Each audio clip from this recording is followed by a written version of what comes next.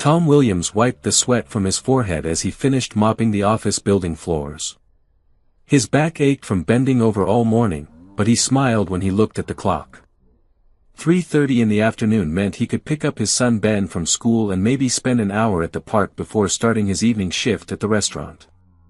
Life had been hard since his wife Sarah passed away 2 years ago. Tom worked as a janitor during the day and washed dishes at night to pay for their small apartment and Ben's school supplies. His hands were always rough and his clothes were always worn, but he made sure Ben never went hungry or felt unloved. Tom hurried to Riverside Elementary School where 8-year-old Ben waited by the fence. The boy's face lit up when he saw his father approaching. "Dad! Can we go to the park today? Please?" Ben asked, bouncing on his feet with excitement. Tom checked his old watch. He had exactly 1 hour before his evening job started. "Sure, buddy. But just for a little while, okay?" They walked hand in hand to Greenfield Park, a public space with old playground equipment and patches of brown grass. Tom couldn't afford to take Ben to the fancy parks across town, but this place had swings and slides that made his son happy. Ben ran straight to the climbing frame while Tom sat on a weathered bench nearby. He watched his son play, feeling grateful for these small moments of joy. The park wasn't crowded on weekday afternoons, just a few children playing while their parents or babysitters watched. Tom noticed a girl sitting alone on a swing, gently rocking back and forth. She looked about Ben's age, maybe a year older. Her long black hair was neatly braided and her clothes looked expensive, a clean white dress and shiny black shoes. What caught Tom's attention most was her left leg. Below the knee, she wore a prosthetic limb that gleamed silver in the afternoon sunlight. The girl seemed content to swing quietly by herself, watching other children play. Tom felt a pang of sympathy. He knew what it was like to feel different from everyone else. Suddenly, 3 older boys approached the girl's swing set. Tom estimated they were around 12 or 13 years old, much bigger than the girl. Something about their body language made Tom sit up straighter and pay closer attention. "Hey, robot girl," one of the boys called out loudly. "Why don't you go to a different park? This one is for normal kids." The girl stopped swinging and looked down at her hands. "I'm not bothering anyone," she said quietly. "I have the right to be here too." "Yeah, but you're weird," another boy laughed. "My little brother goes to your school. He says you can't even run properly in PE class. Why don't you just stay home?" Tom stood up from the bench, his protective instincts kicking in. He had dealt with bullies before when Ben was targeted for his second-hand clothes and packed lunches of peanut butter sandwiches. "Come on, guys," the girl said, trying to sound brave. "Just leave me alone. I'm not hurting anybody." "But you're hurting our eyes," the third boy snickered. "Nobody wants to look at your fake leg while they're trying to have fun." The girl's face turned red with embarrassment and anger. She stood up from the swing, her hands clenched into small fists. "There's nothing wrong with my leg. It helps me walk and run and do everything you can do." "Oh yeah?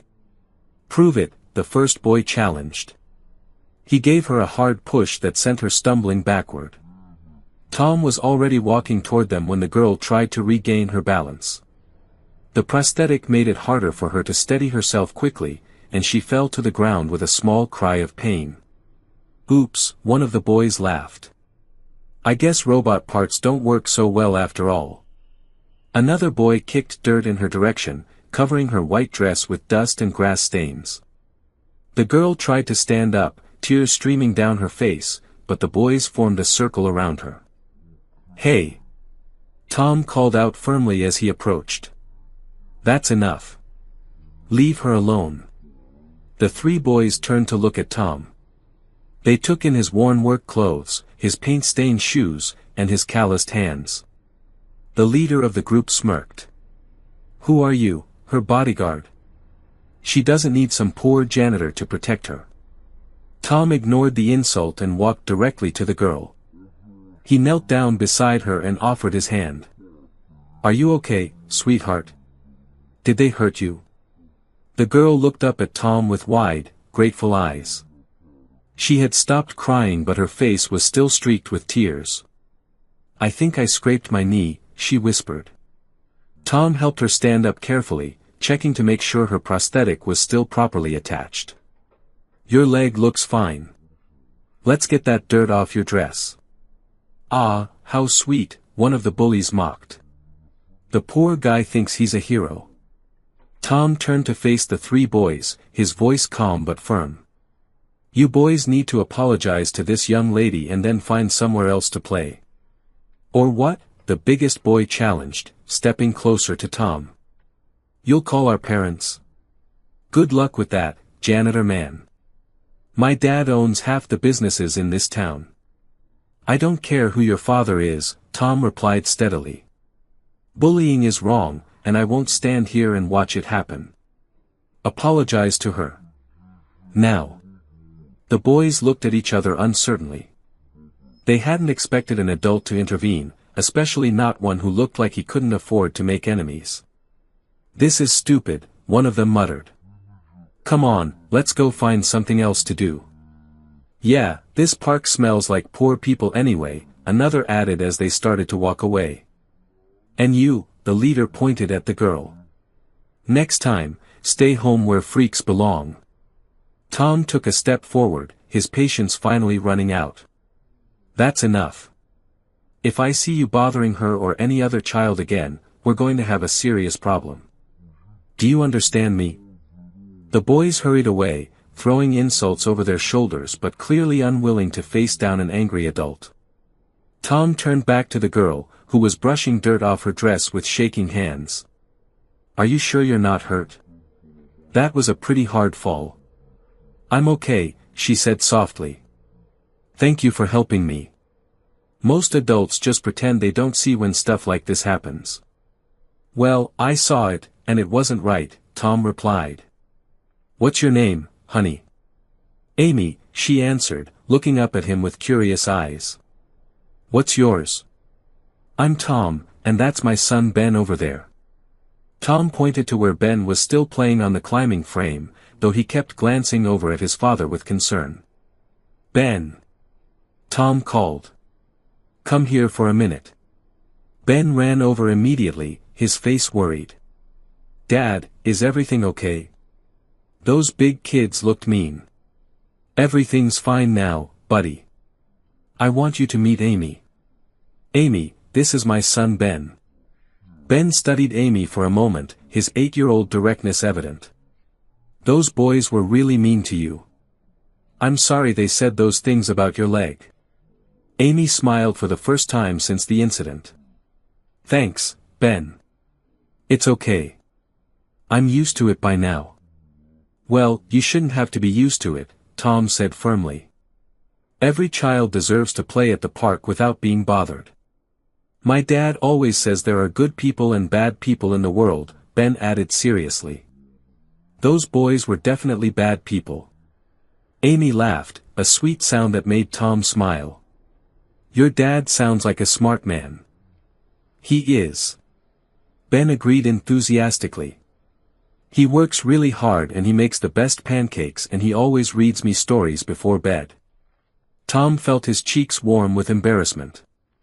Ben, I'm sure Amy doesn't need to hear our whole life story. Actually, it sounds nice, Amy said wistfully. My family doesn't do stuff like that very much. Well, would you like to play with Ben for a while? Tom offered. We have about 30 minutes before I need to take him home. Amy's face brightened. Really? You wouldn't mind? Of course not.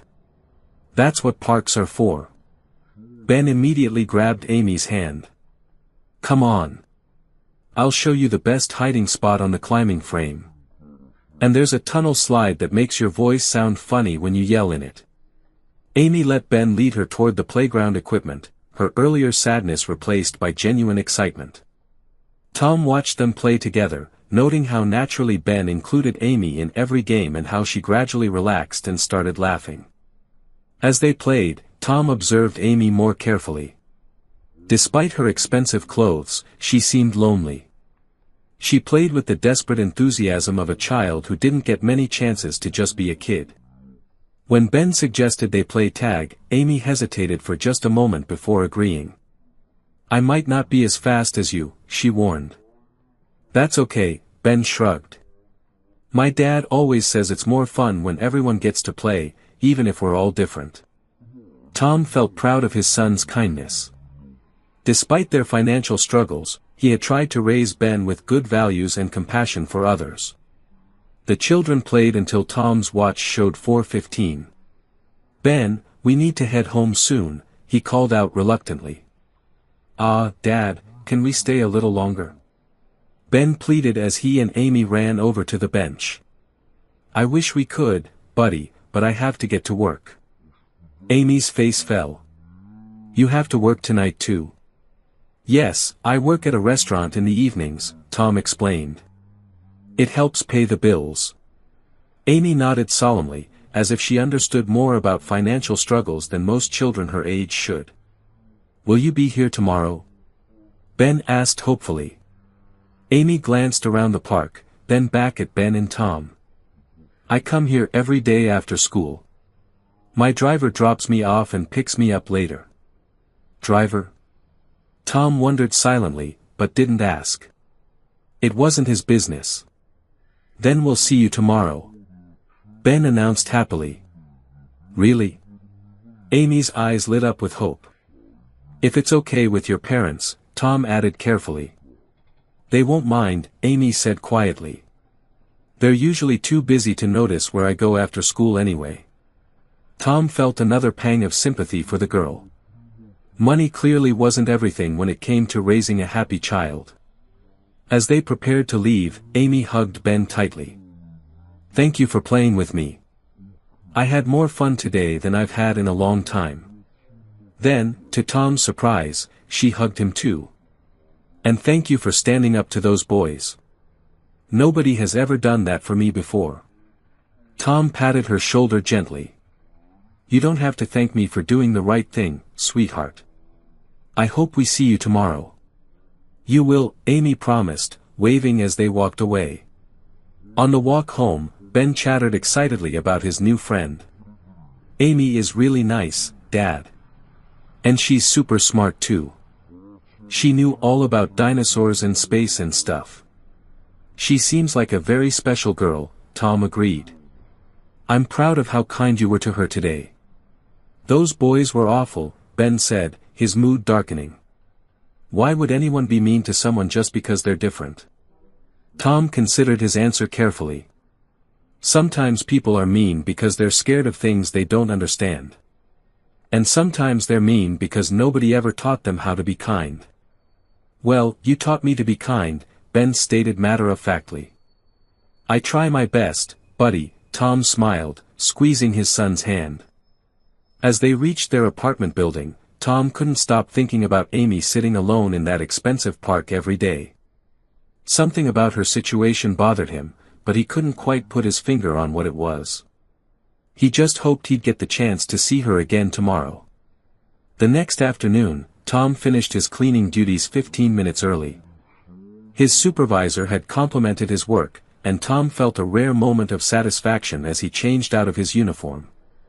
He picked up Ben from school with unusual energy, excited to return to the park. "Do you think Amy will be there today?" Ben asked as they walked toward Greenfield Park. "I hope so, buddy. She said she comes every day after school." When they reached the park, Tom spotted Amy immediately. She sat on the same swing as yesterday, gently rocking back and forth while reading a thick book. Her school uniform was different today, a navy blue dress with a white collar and matching shoes that probably cost more than Tom made in a week. "Amy!" Ben called out, running toward the swings. Amy looked up from her book, and her whole face transformed with joy. "Ben! Tom! You came back." "Of course we did," Ben laughed. "I told you we'd be here." Tom approached more slowly, noticing that Amy seemed surprised by their return. "How was school today, Amy?" "It was okay," she shrugged. "Same as always." How was work, Tom? Tom was touched that she remembered and asked about his job. It was good. I got to leave a little early today, which means we have more time to play. Amy closed her book carefully and set it aside. Tom caught a glimpse of the title. It was a science textbook that looked far too advanced for a 9-year-old. What are you reading there? He asked curiously. Oh, just some homework, Amy said quickly, looking embarrassed. My teachers give me extra assignments to keep me busy. Is that fair? Ben asked with the directness of childhood. Why should you get more homework than everyone else? Amy hesitated before answering. I finish my regular work really fast, so they give me harder things to do. It's fine.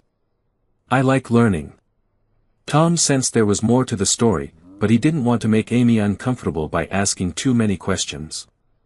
Well, homework can wait, Ben declared. Want to play hide and seek? I found 3 new hiding spots yesterday after you left. For the next hour, Tom watched Ben and Amy play together with growing amazement. Despite their different backgrounds, the children connected naturally. Amy was clearly intelligent beyond her years, but she also had a playful side that emerged when she felt safe and accepted. During a break from playing, Amy sat beside Tom on the bench while Ben explored a section of the playground they hadn't visited before. Tom, Amy said quietly, can I ask you something? Of course, sweetheart. Why do you work so many jobs? Doesn't it make you really tired? Tom considered how to answer honestly without burdening a child with adult problems. Well, after Ben's mom died, it became just the 2 of us. I want to make sure Ben has everything he needs, food, clothes, a place to live. That takes money, so I work hard to earn it. Amy nodded seriously. Do you miss her? Ben's mom? Every day, Tom admitted. But having Ben helps. He reminds me of all the good things about his mother. I wish my mom was more like you, Amy said so softly Tom almost missed it. What do you mean? Amy picked at the hem of her dress. My parents are always busy with work stuff. They travel a lot and have meetings and important phone calls. Sometimes I don't see them for days, even when they're home. Tom felt his heart ache for this lonely little girl. I'm sure they love you very much, Amy. Some parents just show it differently. Maybe, Amy said doubtfully. My dad always says that working hard is how you show love for your family. He says he works so much because he wants me to have the best of everything. The best of everything includes time with your parents, Tom said gently. Amy looked at him with surprised eyes, as if no one had ever told her that before. Ben ran back over, slightly out of breath from climbing. Amy, want to play on the seesaw? We need someone to balance me and my dad. I don't know if that's a good idea, Amy said, glancing down at her prosthetic leg. What if I can't balance right? Then we'll figure something else out, Ben said simply. Come on. Tom watched as Ben helped Amy onto one side of the seesaw while he took the other side. It took a few tries to find the right balance point, but soon both children were laughing as they went up and down. See? Ben called out. I told you we'd figure it out. Amy's laughter was infectious, and Tom found himself grinning as he watched them play. When Amy's prosthetic made a small clicking sound during movement, Ben simply adjusted his position without making any comment about it. After they finished with the seesaw, Amy surprised them both by pulling a deck of cards from her school bag. Want to learn a card game? She offered. My grandmother taught me before she moved away. Sure. Ben said eagerly. Amy taught them a game called Go Fish, explaining the rules with patience and enthusiasm. Tom was impressed by how well she handled the cards despite sometimes needing to adjust her seating position to accommodate her prosthetic. You're really good at this, Ben observed after Amy won the 3rd game in a row. I practice a lot, Amy admitted. I have a lot of free time at home. Don't you have friends to play with? Ben asked innocently.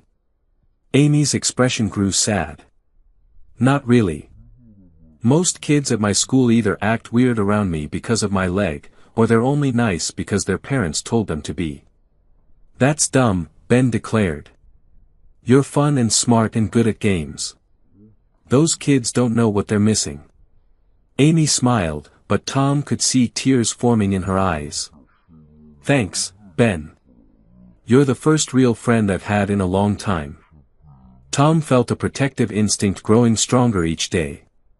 This little girl was clearly dealing with loneliness that no child should have to experience. Amy, Tom said carefully, what time does your driver usually pick you up? Around 5:30, Amy replied. Why? Tom checked his watch. It was only 4:15. I was just wondering. Do you always wait here by yourself until then? Usually. Sometimes I read, or I practice walking on different surfaces to get better with my leg.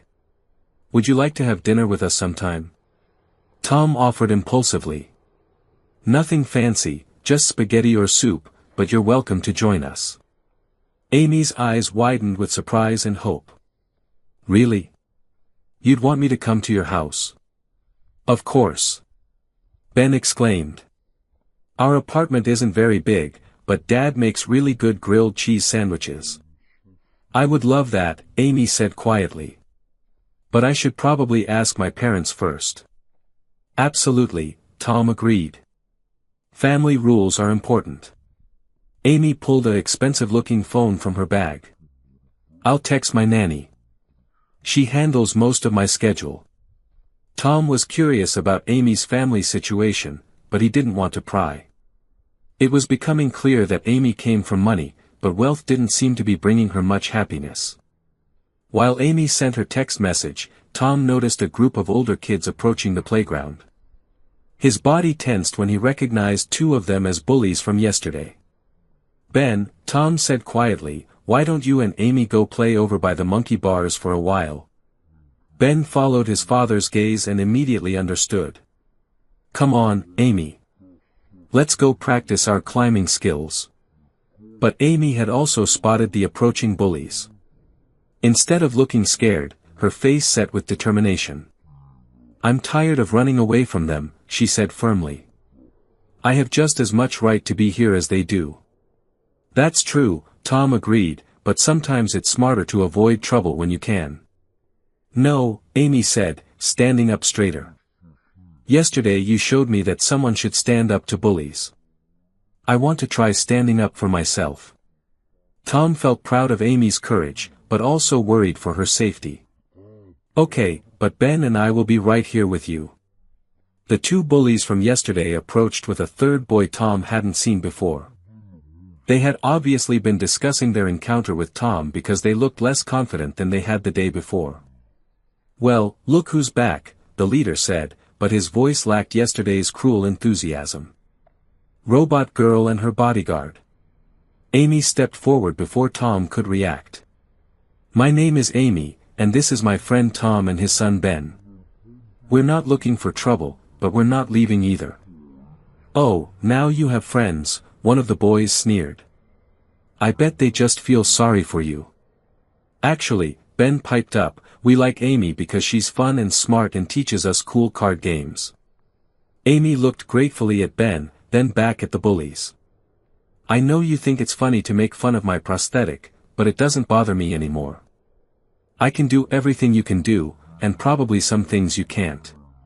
Yeah, right, the third boy laughed. Want to see? Amy challenged. She walked over to the climbing frame and began scaling it with impressive speed and confidence. Her prosthetic actually gave her an advantage on certain holds because it was stronger than a regular leg. The bullies watched in surprised silence as Amy reached the top of the structure faster than any of them had managed the day before. See? Ben called up to her. I told you that you were good at climbing. Amy slid down the pole with a huge grin on her face. Any of you want to race me to the top? She asked the bullies. The boys looked at each other uncertainly. They hadn't expected Amy to be confident or skilled. This is stupid, one of them muttered. Let's go find something else to do.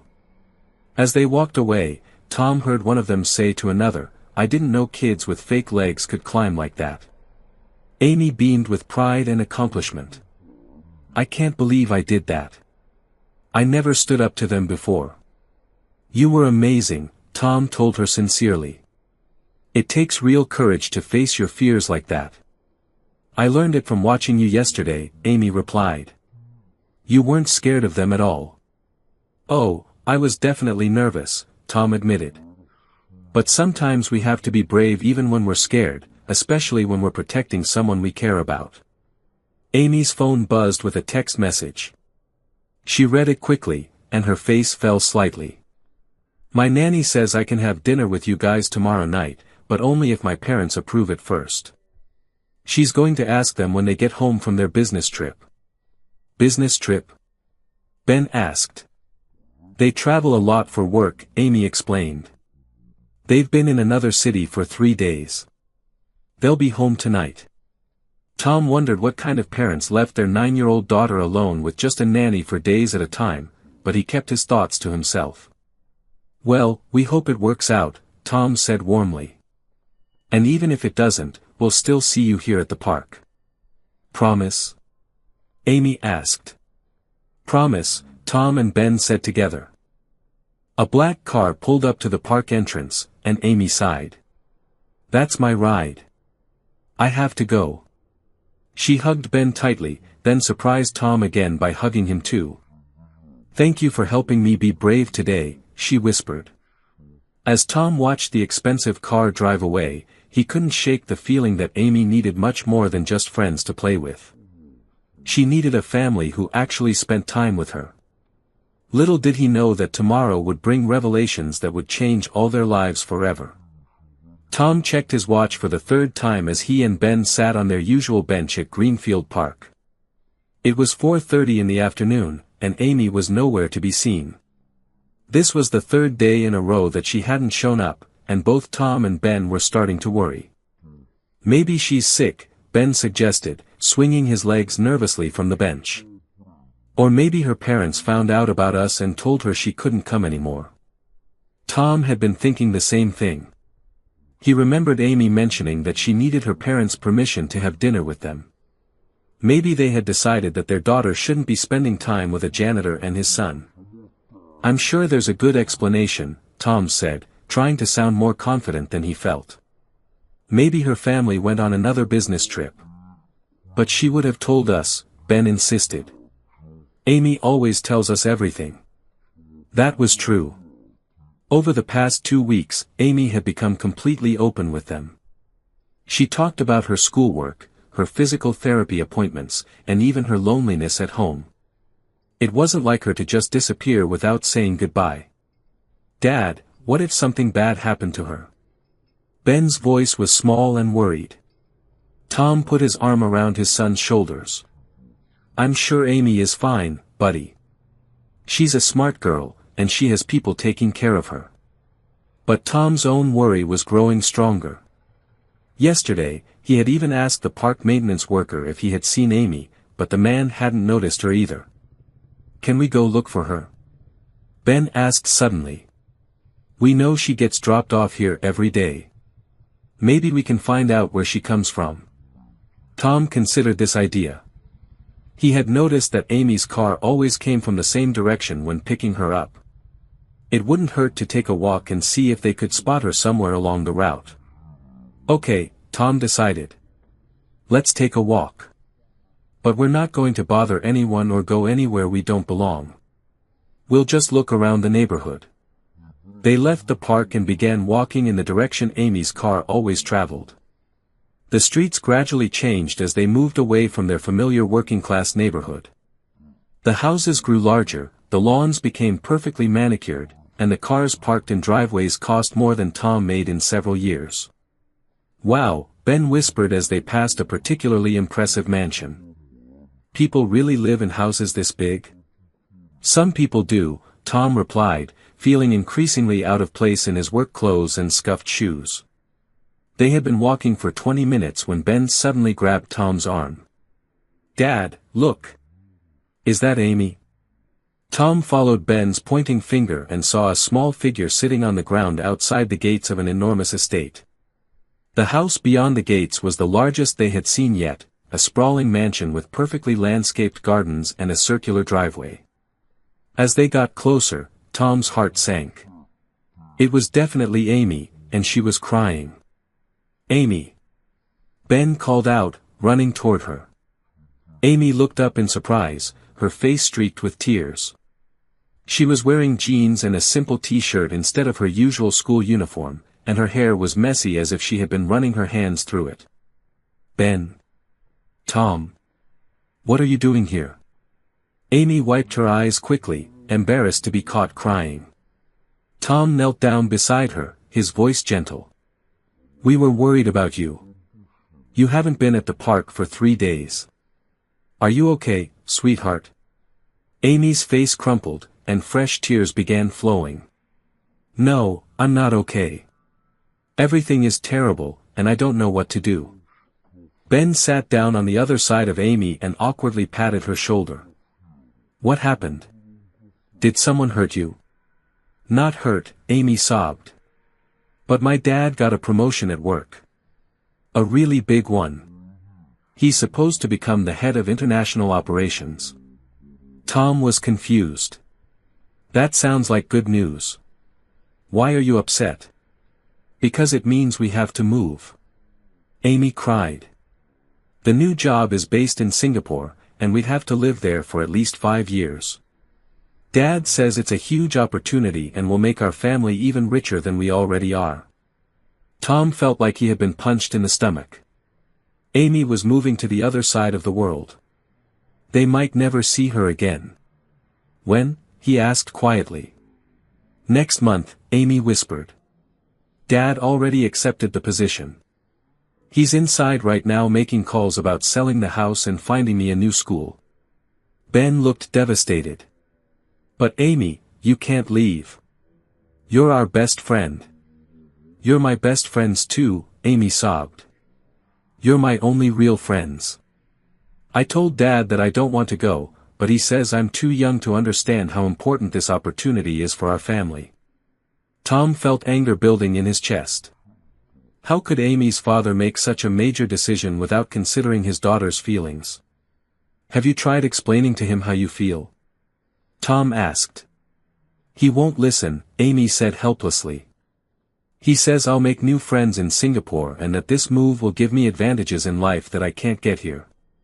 But I don't want advantages. I just want to be happy." Tom looked at the massive gates and the mansion beyond them. This was Amy's home. She wasn't just wealthy, her family was incredibly rich. It explained the expensive clothes, the driver, the advanced textbooks, and why bullies had made comments about her family's money. "Is your father home now?" Tom asked. "Yes, but you can't talk to him," Amy said quickly. "He's really busy, and he doesn't like to be interrupted when he's working." "Well, maybe it's time someone interrupted him," Tom said firmly. "A little girl's happiness is more important than any business deal." Amy looked at Tom with surprise and hope. "You would really talk to my dad for me?" "Of course I would. You're important to us, Amy. Your feelings matter." Just then, a black luxury car pulled through the gates. A man in an expensive suit got out and began walking toward them. He was tall and imposing, with graying hair and sharp features. His expression grew suspicious when he saw Tom and Ben sitting with his daughter. "Amy, who are these people?" the man asked, his voice cold and authoritative. Amy scrambled to her feet, suddenly looking nervous. "Dad, these are my friends from the park. This is Tom and his son Ben." Marcus Chen, CEO of Chen Industries, looked Tom up and down with obvious disapproval. He took in Tom's worn clothes, his calloused hands, and his protective posture next to Amy. "Amy, go inside the house immediately," Marcus commanded. "I need to speak with this man privately." "Dad, please don't be mean to them," Amy pleaded. "They've been really nice to me. Inside. Now." Marcus's tone left no room for argument. Amy looked apologetically at Tom and Ben before reluctantly walking through the gates toward the mansion. Marcus turned to face Tom, his expression hostile. "I don't know what your game is, but I want you to stay away from my daughter. If you think you can take advantage of a lonely child to get money from our family, you're mistaken." Tom felt his temper flare, but he forced himself to stay calm. "Mr. Chen, I think there's been a misunderstanding. I'm not trying to take advantage of anyone." "Really?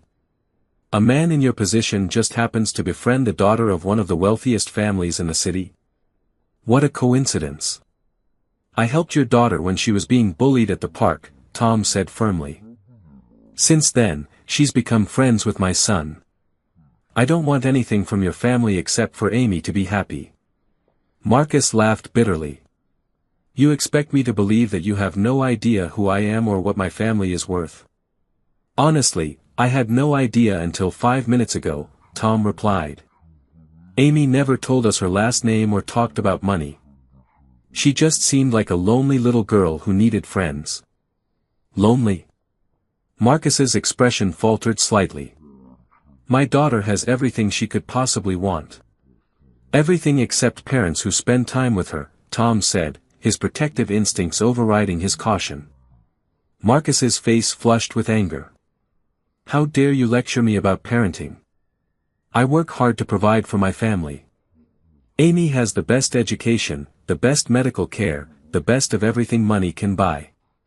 She also spends every afternoon alone at a public park because she doesn't have anyone to play with," Tom shot back. "When was the last time you actually sat down and talked to your daughter about what makes her happy?" "That's none of your business," Marcus snapped. "It became my business when I found her crying because her father is moving her away from the only friend she's ever had," Tom replied. Ben, who had been listening quietly, suddenly spoke up. "Mr. Chen, Amy told us that she never gets to eat dinner with her parents or play games or anything. She's really sad about it." Marcus looked down at Ben with surprise, as if he had forgotten the child was there. "Amy loves you a lot," Ben continued earnestly. "She talks about you all the time and wishes you could come to the park with us sometime.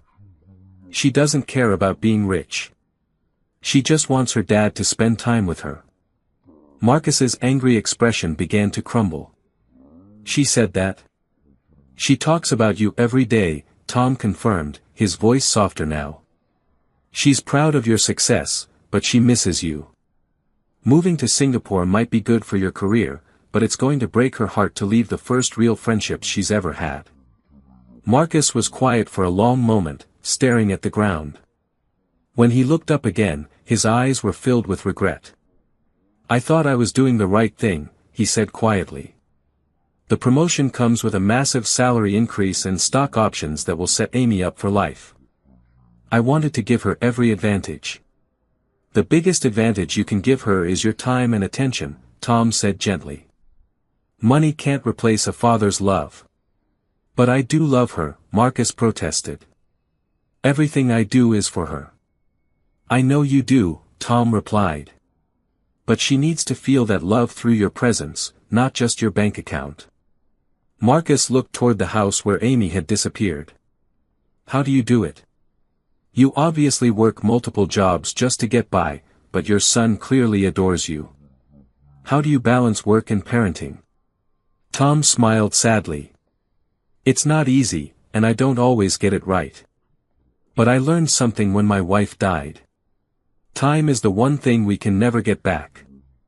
I can always work extra hours to make more money, but I can't get back the moments I miss with Ben." "I've missed so many moments," Marcus whispered, the weight of realization hitting him hard. "It's not too late," Tom assured him. "Amy still wants to spend time with you. She still hopes that you'll prioritize her happiness over work sometimes." Marcus was silent for several minutes, clearly struggling with a difficult decision. Finally, he spoke. "What if I don't take the promotion? What if I stay here and try to be a better father?" "That's a decision only you can make," Tom said. "But I think Amy would be happier having her father present than having more money." Marcus nodded slowly. "You're right. I've been so focused on providing financially that I forgot to provide emotionally. He paused, then looked at Tom with curiosity. What do you do for work? I'm a janitor at the Riverside office complex, and I wash dishes at Romano's restaurant in the evenings, Tom replied honestly. Would you consider a different position? I could use someone with integrity and good judgment on my facilities management team. The pay would be significantly better, and the hours would be more reasonable. Tom was stunned. Mr. Chen, that's very generous, but I don't have experience in that kind of work. You can learn the technical aspects, Marcus said. What I can't teach is character, and you've shown me more character in one conversation than most people show in a lifetime. Ben tugged on Tom's sleeve excitedly. Dad, that would mean you could pick me up from school every day. And we could have dinner together every night. Tom looked at Marcus uncertainly. Are you sure about this? I'm sure, Marcus replied. Amy is going to need friends who accept her for who she is, not what she has. And frankly, I could learn a lot from you about being present for my child. The front door of the mansion opened, and Amy came running out. Dad, please don't send them away.